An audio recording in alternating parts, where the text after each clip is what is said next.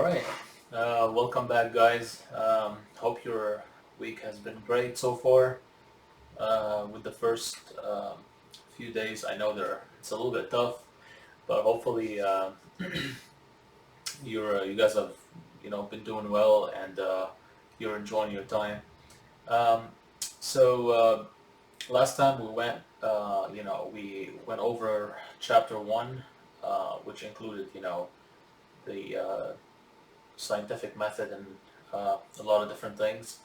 But today we'll be kind of going into chemistry a little bit. I know some of you might not like this a lot, but I just wanted to mention that chemistry and biology go kind of together. Um, so everything that's made made out of like biological molecules and living organisms and things like that, and everything that has to do with biology is actually also made out of uh, chemical things. Okay, so our bodies, right? So when we say proteins and carbs and our DNA and all of these things, they're made out of molecules, and what makes up molecules are you know um, chemical elements, which we will learn about today. Okay, so let's see here. As I mentioned, so organisms and their environment, right? They have basic laws of physics and chemistry. So you can't have biology without having, the physical reaction, um, um, of physics, basically, an interaction, right?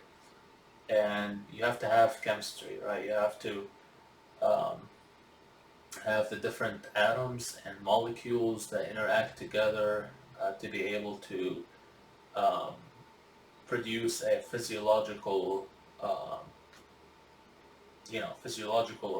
thing that you're looking for. Okay, so an example of a direct example that's actually in a book is actually the formic acid that's formed by some ants. And that formic acid is actually produced by the ant to basically repel predators and parasites, right? It's a way of defense. There are many animals that do that, and some animals actually mark their territory using things they produce, right? Um, Chemically. So the other animals can actually see those chemicals, or they can smell them, and that way, you know, you have basically a repelling of predators. Okay, and so matter consists of basically um, chemical elements, right, in pure or in combinations, that what we call compounds. Okay, so matter, as some of you might know, is basically anything that takes up space and has mass. Okay, so anything that you can uh, basically see and that would take space, such as, for example, let's see here, such as the human body, for example, is made out of matter, right? It takes up space, and it has a mass. All right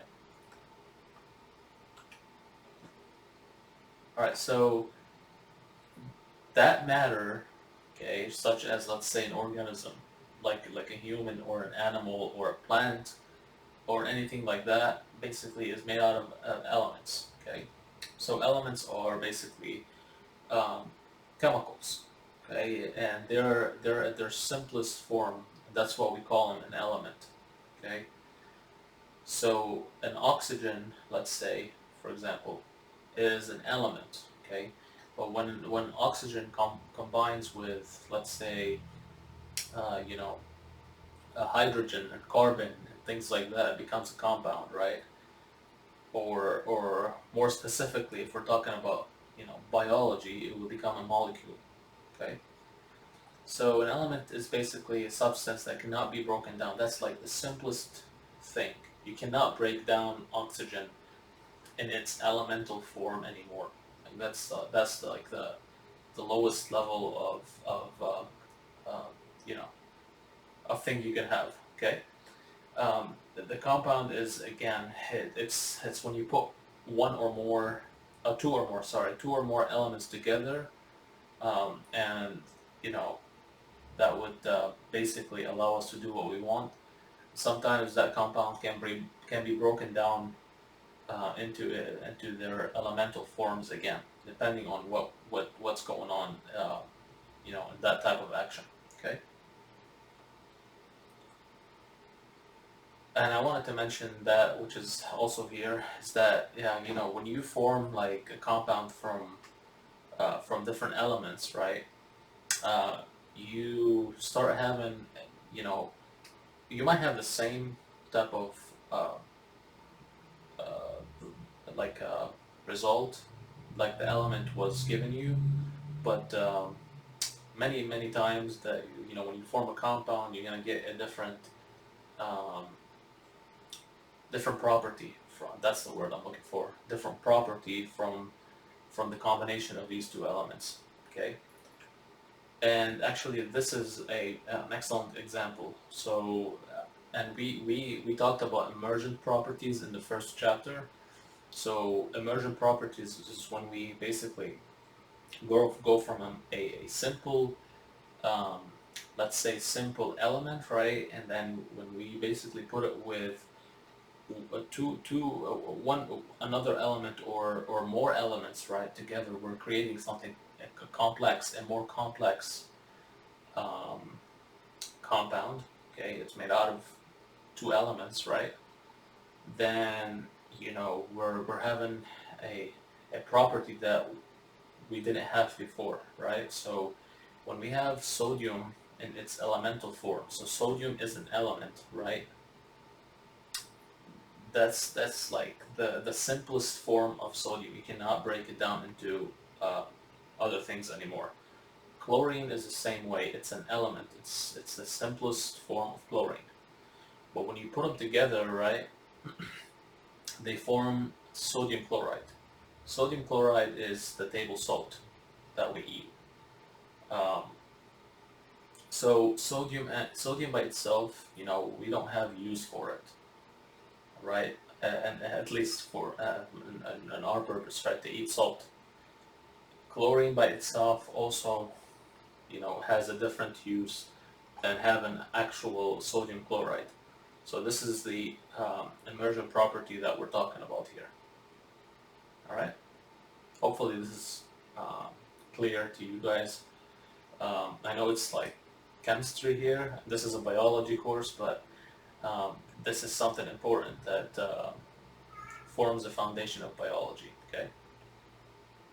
So the elements of life, right? So there are many elements, natural elements in life that are essential. So they're basically important.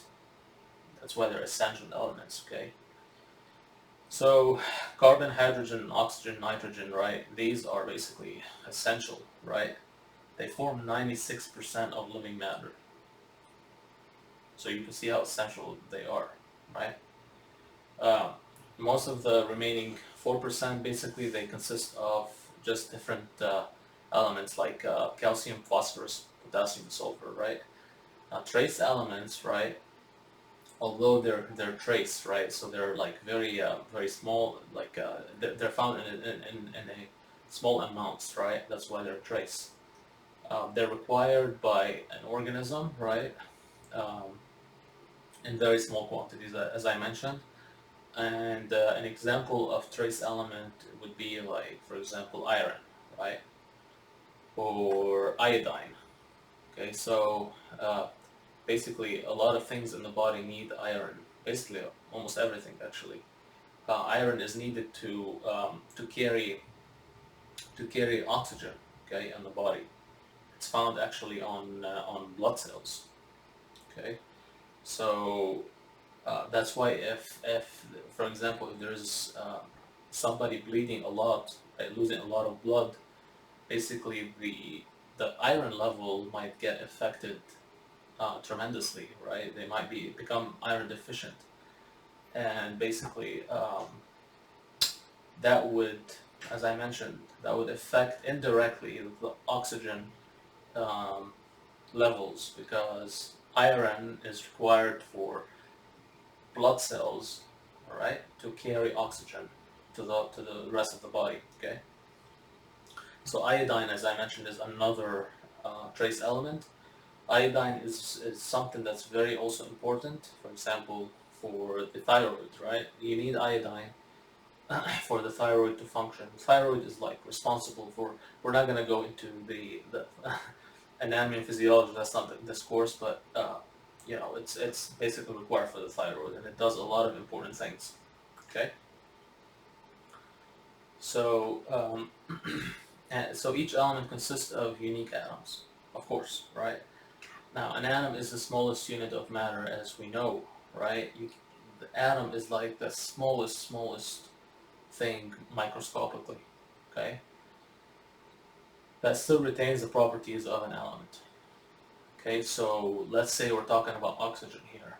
When we say oxygen, okay, oxygen atom is basically like the smallest thing, and in oxygen is found in its atomic form, okay, which is the element oxygen, okay.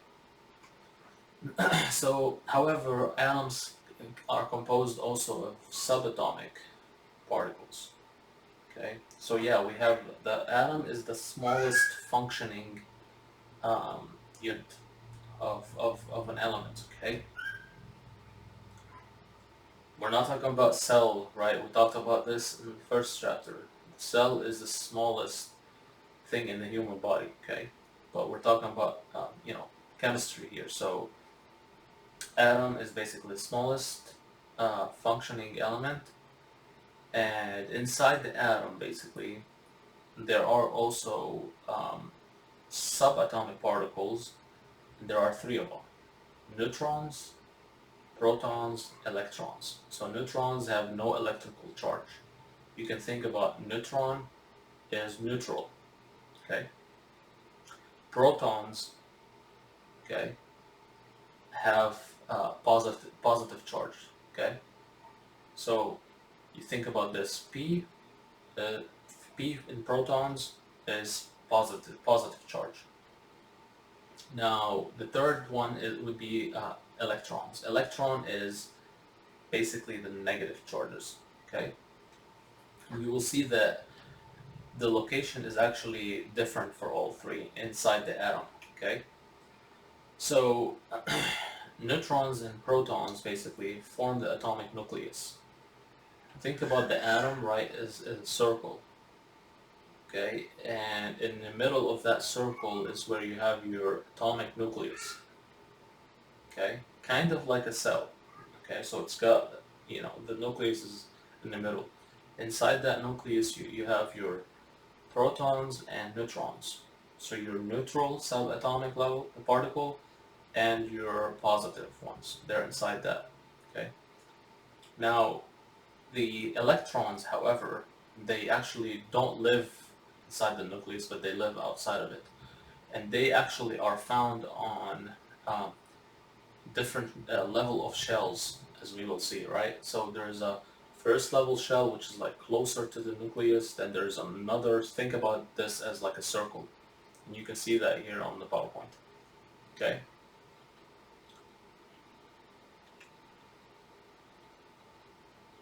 So this is basically what we were talking about, right? So we're looking at actually the element helium, okay? And what you notice here is that helium has what? 2 protons, right? And basically, usually, right, in its neutral form, an element has an equal number of what? Protons and electrons, right? So they have to, that's why it's neutral, positives and negatives, okay? So you can see here that helium has 2 electrons on its first shell, represented here by the yellow circle, okay? And what you will learn is that the first circle always have what, only two electrons floating around it. So the electrons are not necessarily like stuck here on the North Pole. They can actually like move and float around, but they stay on that specific shell. Okay. We will see that an element, right, has more shells a little bit later. Okay. So let's talk about the atomic number and atomic mass. Okay. So basically, atoms of various elements, right, differ in number of subatomic particles. Okay. So, you know, you might have, like, for example, here we're looking at sodium, right?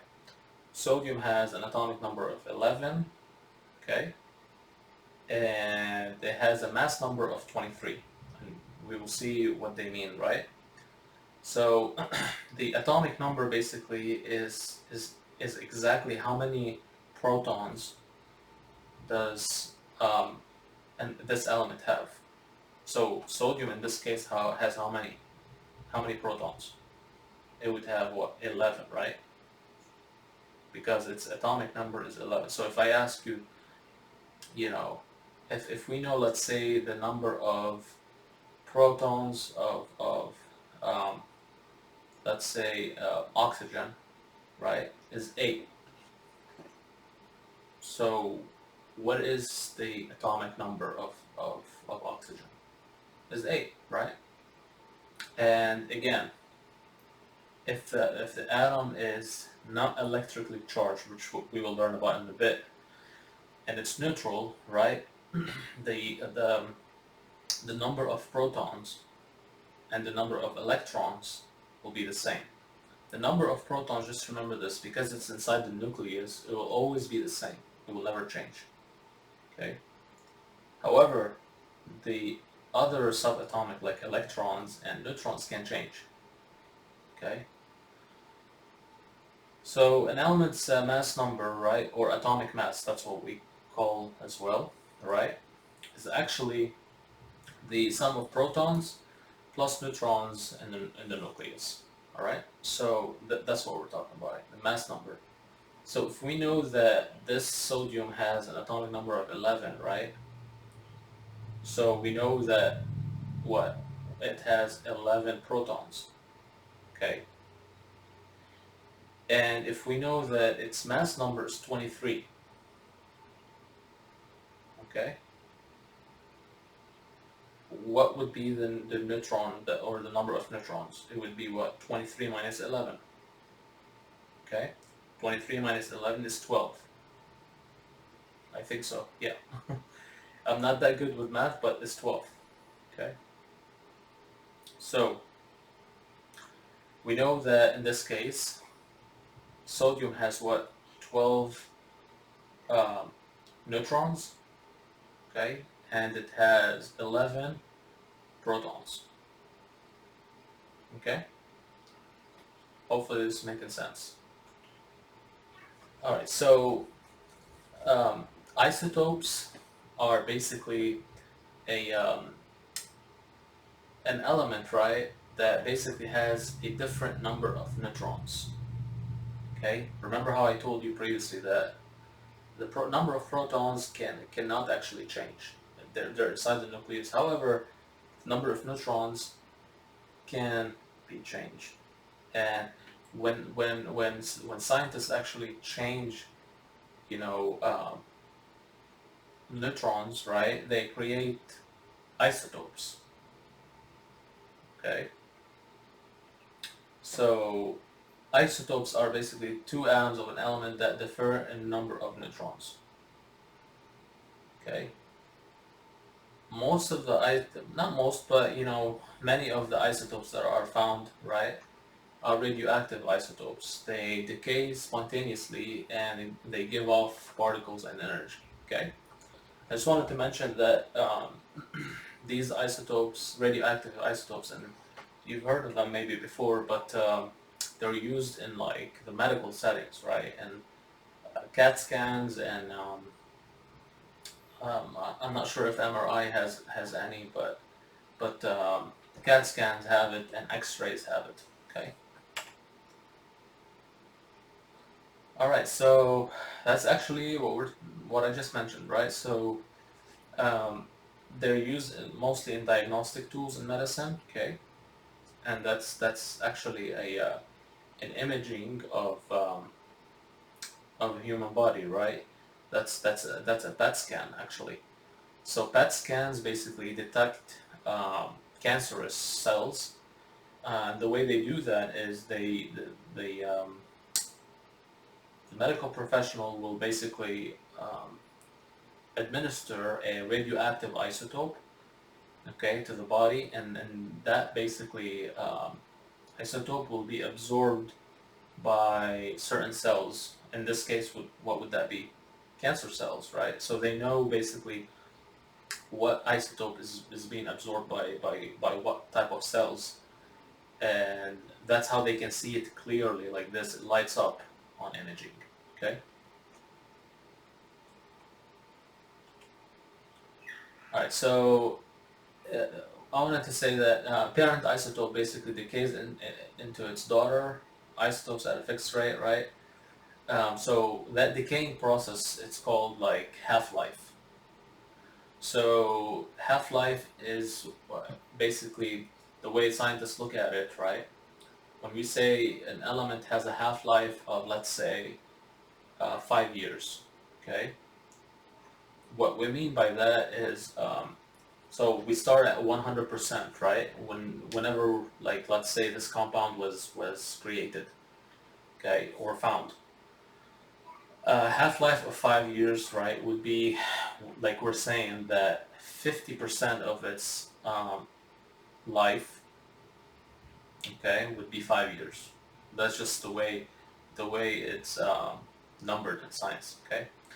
So in radiometric dating, let's say, okay, scientists use that to basically date different fossil and rocks, right? Uh, and that half-life values can range depending on what you're looking at. If it's a medicine, if it's if it's something to do with, archaeological things, so half-life values can go from seconds to days to actually billions of years, just depending on what you're trying to measure. Okay. So electrons of an atom basically differ in their amounts of potential energy based on their distance from the nucleus. So what that means is you have the nucleus in the middle, right? And the nucleus is what? Mostly positively charged, right? Because it's got all those protons inside it. So what you expect is that the electrons that are closer to that middle, to the nucleus, right? They would be what a less amount of potential energy. Okay? The ones further from that positive has more potential energy. Okay? And this is what I just mentioned a few slides ago, that electrons are found in different shells. So, you got the first level shell, you got the second level, the third level, and they keep, that those shells keep like going away from the nucleus. Okay? And this is what I mean by that. So that's your atomic nucleus. This is where what the protons and neutrons are found. Okay.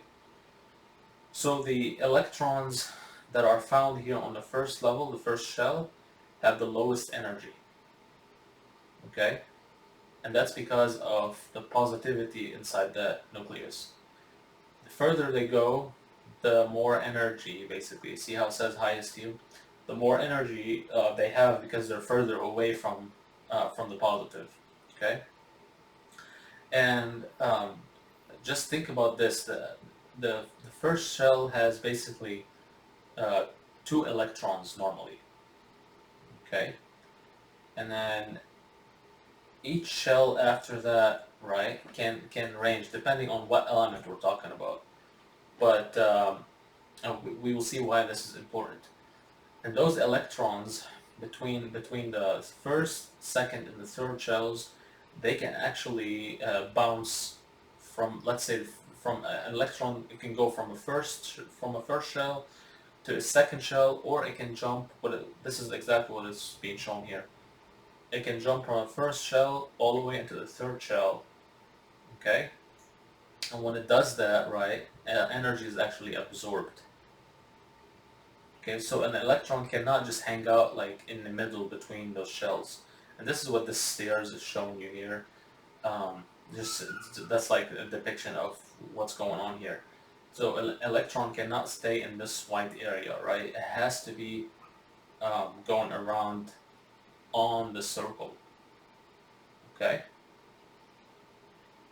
So when electrons actually go from the third shell to the second or the first, depending, they can uh, jump all the way down, right? Energy is lost. Why? Is because we're going from a third level to a first level. So this is why, energy is lost. And normally when that happen in biological forms, um, we have heat created as a result. Okay. So the chemical behavior of an atom is basically determined by the distribution of electrons and electron shells, right? So, like the oxygen molecule is different, right, than a carbon. I mean, not molecule, but an element is different than carbon, right? And each element, as you will see in a bit on the periodic table, right, it will show electron distribution for each element. They have different electron distribution, and because of that, when you look at the shells, the first and the second and third, you will notice that they're occupied by different numbers of electrons. Okay.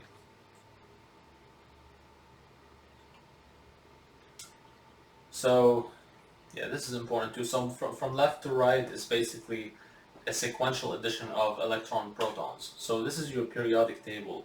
Okay. And I know it looks confusing. Some of you might have seen it before. Some of you have seen it, but what this is showing you is looking at it from the left to the right. So we start from here. That's your first shell. This is where usually hydrogen is on the periodic table. It's on the left, the top left corner. Okay. So you can see that a hydrogen has actually one. You see that little circle right here, the yellow, has only one shell and it's one electron in its first shell. That's just the way it is. Okay. When we move to helium, right, there are two of them on that first shell too. Okay. Now, do you remember what I told you a little bit earlier? The first shell can only accept a total number of 2 electrons. All right, so you can't have 4 on there, or you can't have 3 on there. If you have 3 electrons, then what? That third one has to move on to what? To a second shell, as you can see here with lithium. All right, and so on. You see how when the more we go further, right, with elements, depending on the atomic number, right? Okay. The more we see that there are more electrons occupying that shell. Okay, and remember that from the second shell and forward, so third, fourth, fifth shell, we have a maximum of 8 electrons that can occupy those shells. So only that first shell is allowed to have 2 electrons only. After that, it's 8. Okay? And you can see this is actually a representation here with neon. See how it's 8? And then if we're gonna have one more extra, we're gonna go to a third shell. You see that? And so on. Hopefully this is making sense a bit. Okay, so um, we saw this, I believe, earlier, right? So this is the element helium, right? And what we're seeing here is the atomic number of helium is 2. So that means helium have what? 2 protons, right? And we see that the atomic mass is 4.003 here, okay? So because helium has atomic number of 2 and it's neutral in the way it is, we know that helium has how many electrons? Also 2, right? This is what we're seeing here. Those 2 electrons are basically on the first shell. They don't need to be on the second or third at this point. Okay? And you guys can watch this video on your own for now. So let's keep moving. So valence electrons are basically, when we say valence electrons, they're the electrons that are found on the outermost shell. Okay, so if we go back a little bit, right, to this one. So let's look at, for example, carbon. Okay, looking at carbon, right, the second shell would be what? The valence shell.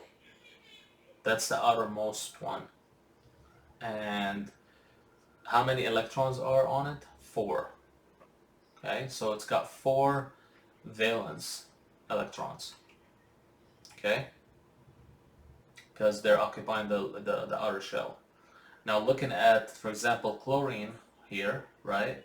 Which one would be the valence? The outermost as well, right? It's not the second, it's the third in this case. So how many electrons are occupying that? So that would be what? That's 6, 7. 7 valence electrons. Okay? I just want you to know that all the elements, they kind of, their goal, right, is to actually have a neutral or complete filled valence shell. Okay, so this will help you a lot with this stuff. So in the case of chlorine, let's say, right, if we have 7 on the outer shell, so chlorine wants to do what? It's looking for that last electron here to fill its valence shell. Okay, that's why chlorine in its ionic form, we'll learn about this in a tiny bit too. So in its ionic form, chlorine basically is negatively charged. So what it does is basically it attracts a negative charge or an electron from another element, and thus it's trying to complete its valence shell. Okay.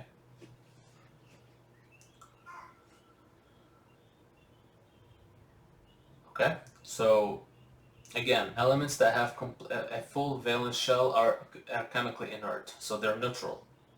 In this case, if they have a full valence shell. Okay, so we don't have any here that have full valence shells, so they're all are looking to do something, right? Either share electrons or gain or lose electrons and all of that. Okay, so this is what I just mentioned, right? Atoms with incomplete valence shells, right, can share or transfer valence electrons to certain other atoms. Okay, they can share or they can give or take electrons depending on the type of atom. This is important. Okay.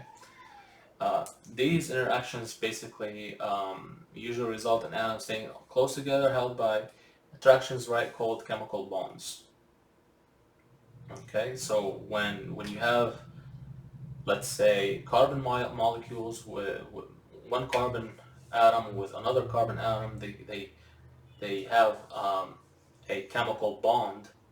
Okay, um, that's exactly what it is, right? It's a chemical bond. They're bonding together. Okay, so covalent bond, right, is when we say covalent, just think about this. Covalent means sharing of valence electrons. and that depends on the element we're looking at. Okay, so when a covalent bond, the shared electrons count as part of each atom's valence shell. Okay, so looking at the atom hydrogen in this case, right? We have two hydrogens looking at it. So the first one here and the second one here. All right. And when we get them close to each other, right? What happened is that hydrogen basically have a one, right? It's got just one proton. So it has what, one electron in its valence shell.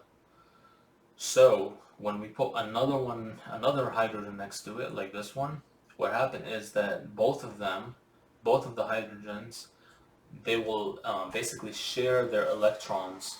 And just imagine that my pointer here is one electron, and again another electron. So the electron from this guy here and the electron from this one, they come together and now they're being shared. Okay, so remember that the first shell of an atom basically is normally occupied by two electrons. Okay,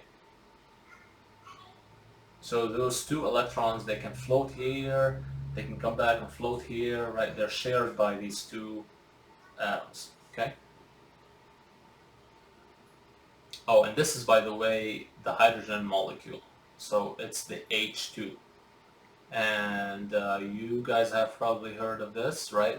Water is made out of what? H2O. So two hydrogens and one oxygen. Okay.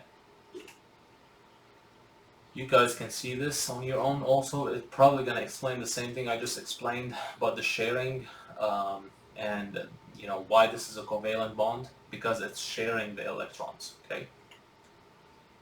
So a molecule, when we say molecule, we're talking about two or more atoms coming together by covalent bond. Okay. A single covalent bond or single bond is basically sharing of one pair of valence electron. So this is represented by a bar normally in chemistry. So when we put, let's say, a carbon represented by C, and we put a line, right, and then we put another C next to it, that's basically a single bond, okay, between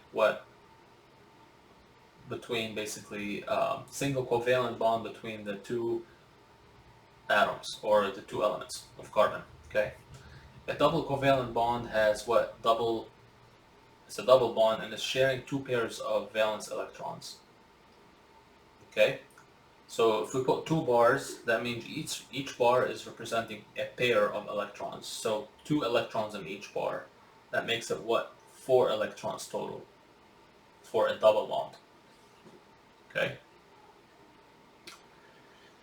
All right, so this is exactly what I just mentioned, right? So in the case of hydrogen, right, when we put this single bar here, we're talking about what? A single bond.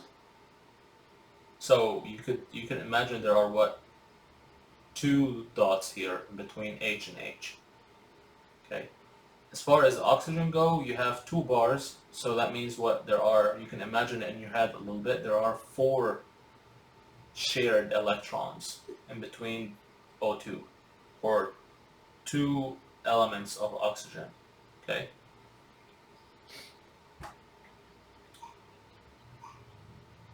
Okay. So a molecular formula in this case would be what? H2.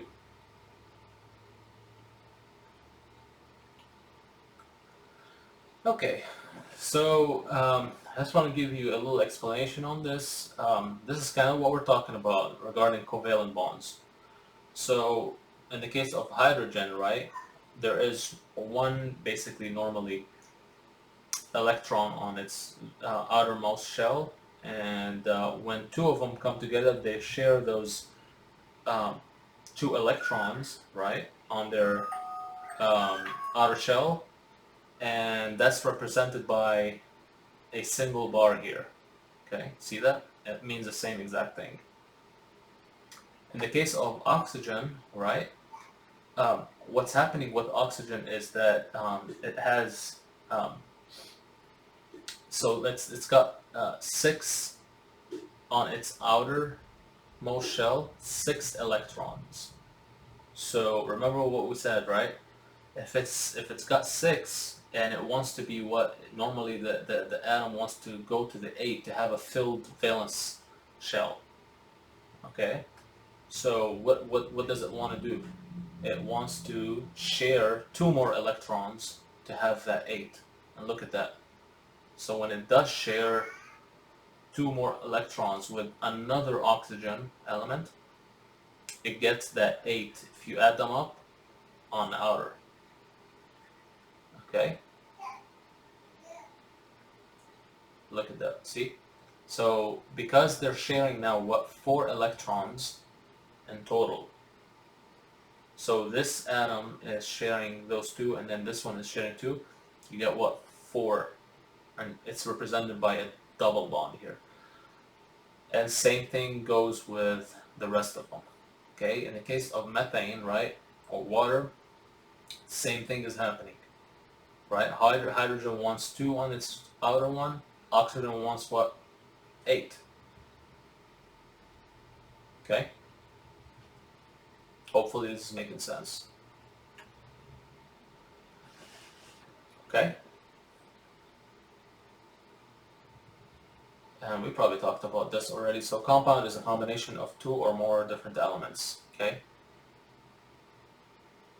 Oh, I wanted to mention also that the covalent bonds can form between same item or same element, sorry, and 2 different elements. So it can form between, let's say, 2 carbon elements and carbon and hydrogen elements such as methane, or oxygen and hydrogen elements such as water. Okay. So one more thing I want to talk about the covalent bonding is electronegativity. Okay. So the atom itself basically has a different electronegativity depending on what we're looking at really. So in the case of we will look at an example maybe on the next slide, but in the case of water, right? Water is H2O, so it's got an oxygen element, okay, and it is basically attracted to 2 hydrogens. Okay, it's sharing electrons with 2 hydrogens. So the more electronegative element in this case would be what? The oxygen. It's got more, more electrons, it's more electronegative. Okay? So we will see a little bit later on the next slide, so you can just get a better visual on this. So the more electronegative an atom is, the more strongly it's going to pull shared electrons towards itself. Okay?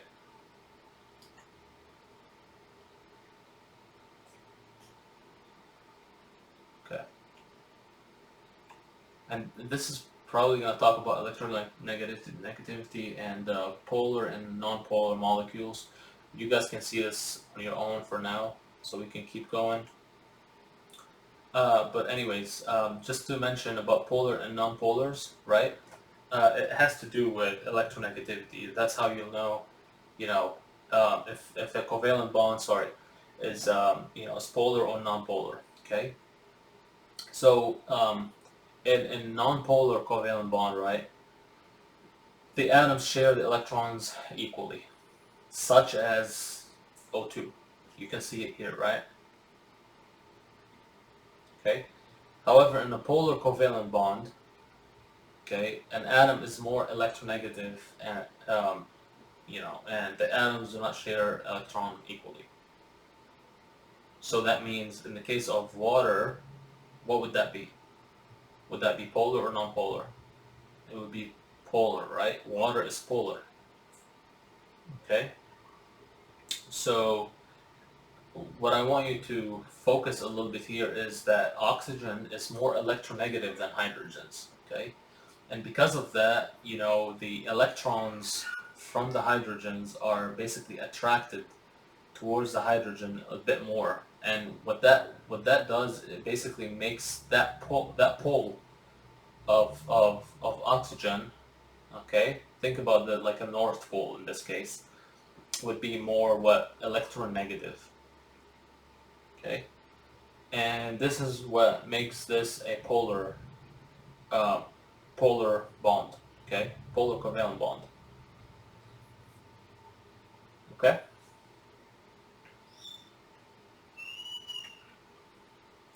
So this was covalent bonding. Okay. Now we're going to talk about ionic bonding.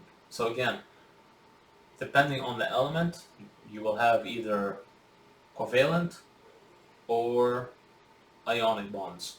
Okay. So carbon, for example, will always form a what? Covalent bond. Okay. It's got four on the outside, four um,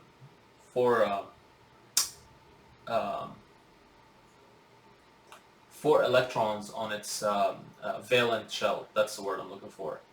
So it wants to share four more. That's just the way it is. Okay. So in ionic bonding, right, atoms sometimes strip electrons from their bonding partners, right? So you can basically transfer electrons. By the way, electrons are the only ones that are moving between the atoms. Protons are just, think about like they're jailed inside the nucleus and they cannot move. Okay, just electrons. So an example is a transfer of electron from sodium to chlorine. Okay, so we will see why, right? Sodium basically and chlorine have a different number of electrons in their valence shell, and so depending on what they have, they want to either lose an electron or gain an electron. Okay, and when they do that, right, now we call them what? Ionic atoms or charged atoms. Okay, and this is what this is showing you here. Charged atom basically is called an ion. Okay, so this is a video, but I'm not gonna play the video for now. I'm just gonna basically explain this this photo for you. So in the case of sodium, right, we can see that the second shell is completely occupied by 8, so it's full. Okay. However, the last one is basically occupied by only 1, and an element wants to always have the outermost filled shell. So sodium in this case wants to do what? Wants to get away, you know, uh, uh, basically lose this electron to have a complete valence. Okay, and in the case of chlorine, right? It's got what? It's got 7 on its outer shell. Okay, so it wants to become what? It wants to have 8. That's the closest, the most efficient it can do. So sodium is gonna what? It's gonna lose an electron, and when it loses an electron, right, it's gonna have a what? 1 less than the number of protons. So therefore, the ionic form of sodium will be Na plus 1.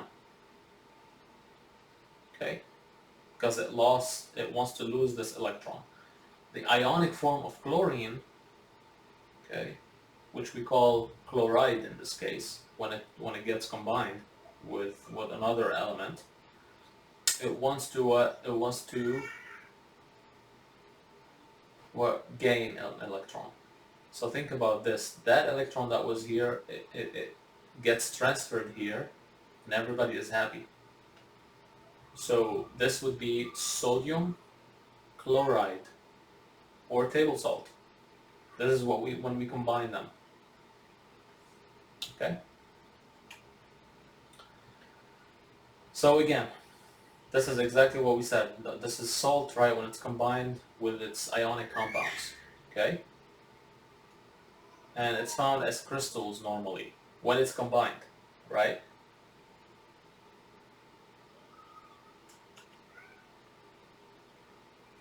Now, most of the strongest bond in organism are covalent bond, right?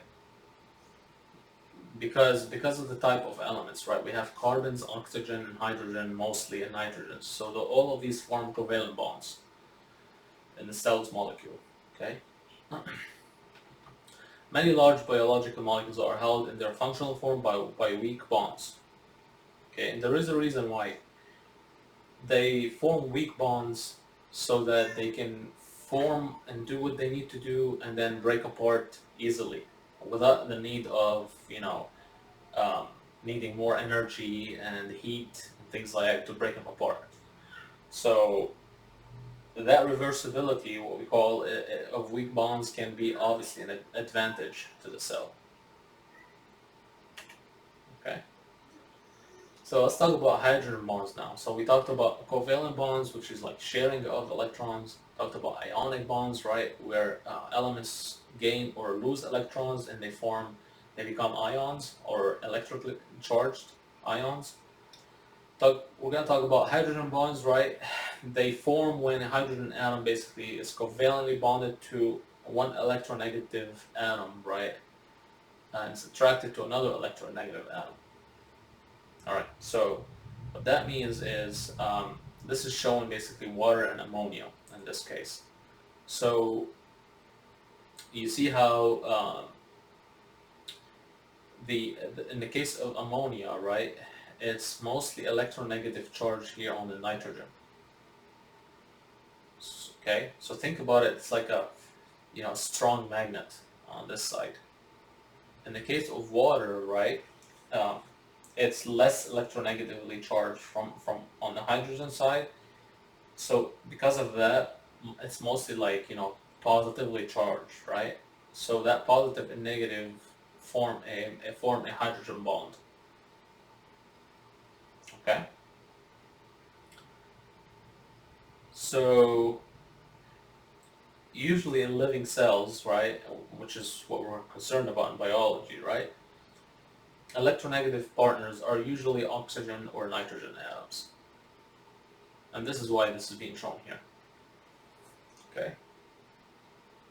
Oh, I wanted to also mention that hydrogen bonds is actually very important in biology because they actually that's the type of bonds that's actually connecting the double helix of a DNA, right? You remember those pairs we talked about, the basis of the double helix? That double helix, when it's twisting, right? Those two helixes, and they're being connected by these hydrogen bonds due to the elemental formation of them. Okay, you guys can watch this on your own. So a molecular shape will obviously determine its function. Okay, so you can have let's say a molecule that have a nitrogen from this side, but a carbon from this side, and hydrogens all over it, just depending on what we're looking at, right? But the basically there are in our bodies, or in biology in general, right?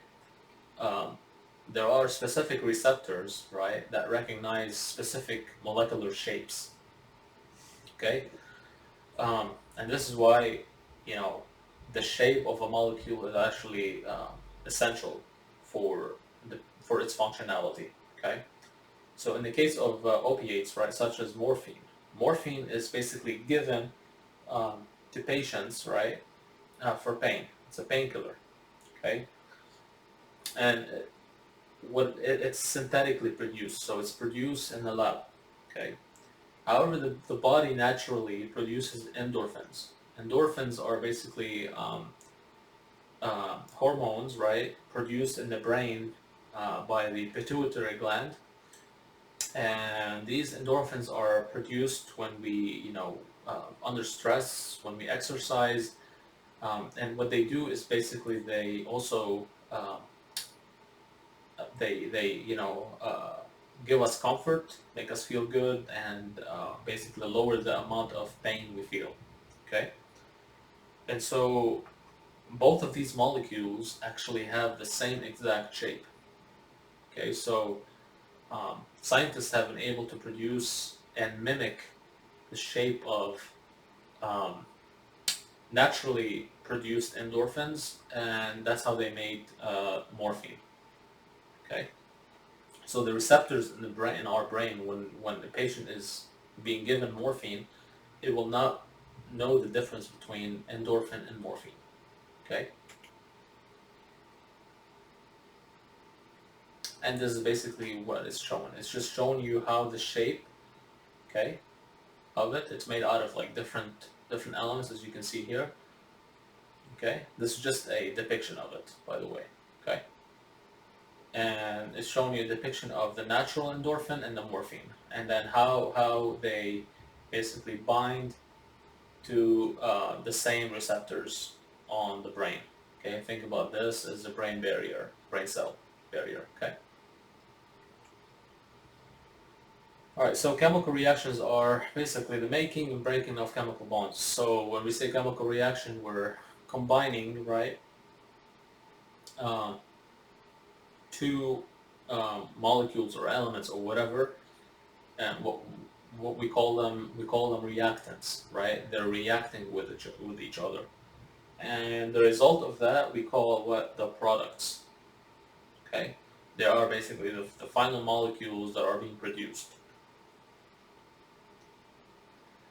Okay, so I want you to know something, that whatever we start with, so whatever reactants we start with in a chemical reaction, um, we will basically always have that here. It's never lost. So you can see that we started with those two hydrogens, two of them, and we're having that again. It's never lost, okay? And so we can see that the two H2s, right? That single bar here is represented by what? Do you remember? Two electrons, and they're being shared by each atom, right? And what we're looking at is here is two atoms of oxygen. They're sharing 4 electrons, and that's how we produce what? Two H2Os in this case. Okay, this is the water formation. Okay, so photosynthesis is a very important, obviously, chemical reaction. We talked about this for the first lesson. Okay, so in a photosynthesis, what's happening is a plant, right, is getting sunlight. Okay, which is powering the conversion of carbon dioxide and water. So these are our what? Reactants. And when these combine using sunlight power as well, we're getting what? We're getting glucose or sugar, and we're getting oxygen as a result. So these are what? Our products. You can notice that we started with 6 carbons here. We're getting 6 carbons again here. We started with 12 hydrogens here. See that? 6 times 2. We're getting what? 12 hydrogens here. So nothing is lost in a chemical reaction. And this is basically what we just talked about, showing you. And this is actually pretty cool for that type of leaf. I forgot the name of it, but it's a leaf underwater. And what this is showing you is like under photosynthesis, when oxygen is being produced, it's represented here by bubbles, which is showing you that the photosynthesis is happening. Okay. Okay, so some chemical reactions are reversible. Okay, actually all of them, but yeah. Products of the forward reaction become reactants for the reverse reaction. Okay, that's always actually true. Like you can have, um, you can have the same thing go back and forth. Why? Because like I said, nothing is being lost, right? Everything is being conserved. If you start with 6 carbons here, you're gonna get 6 carbons here. So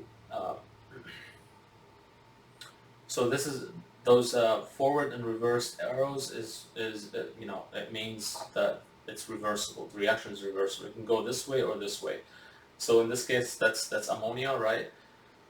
Um, if we combine the hydrogen with nitrogen, we get ammonia, and if we break down ammonia, we get those two elements. Okay. So chemical equilibrium, right, is reached when the forward and reverse reaction, right, back and forth, are occurring at the same rate. Okay.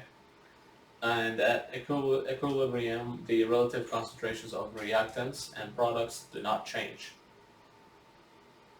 Okay. This is also kind of what we were talking about the whole time. All right. So that's it for this chapter 2, and I hope you guys enjoyed it. I know it's new material. It's not easy. It's tough, but you know, we're getting through it, and hopefully you guys are getting this. But if you have any questions or have any concerns or need help with anything, just let me know, please. You can send me an email, and I'll try to reply as soon as I can. And yeah, that's about it. So we'll keep in touch, for this week's assignments and all of that. And I'll let you know if there's any new announcement that needs to be made. And yeah, alrighty. So I hope you guys have enjoyed it, and see you next time, folks. Bye bye now.